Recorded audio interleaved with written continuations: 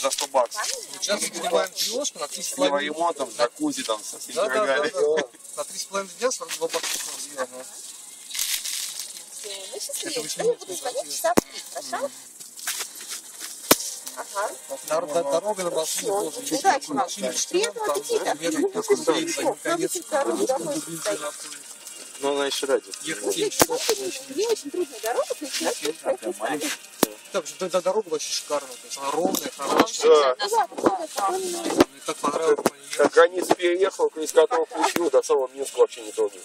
Да, ну, еще кто-то едет. Спокойной ночи, говорю, пока. А там, да, там Нет, это 2 велика. строго со скоростью, там, если не перевышать. А что, 120 едешь и едешь? Да, в парке? Не пара большая. Или пара. Ну, 7-й, что? Нормально. Да.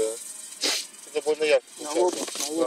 Она начальник ездила сейчас вот в машине на пыжике до Вены, Москвы. Он, короче, говорит, да, вот в Беларуси самый классный, в Польше говно дороги. Ты ни о чем. Ну и в Вене там. Надо в Германию. Вообще. Там сколько табличек, вот идет, короче, сколько там, 6-8 полос, да, там, наверху таблички на немецком, да, там всякие стрелочки, там куда-нибудь едешь, говорит, ты, блин, куда-нибудь, я не знаю куда. В левом ряду ниже 150 не ехать. У меня Жигули потом поедет.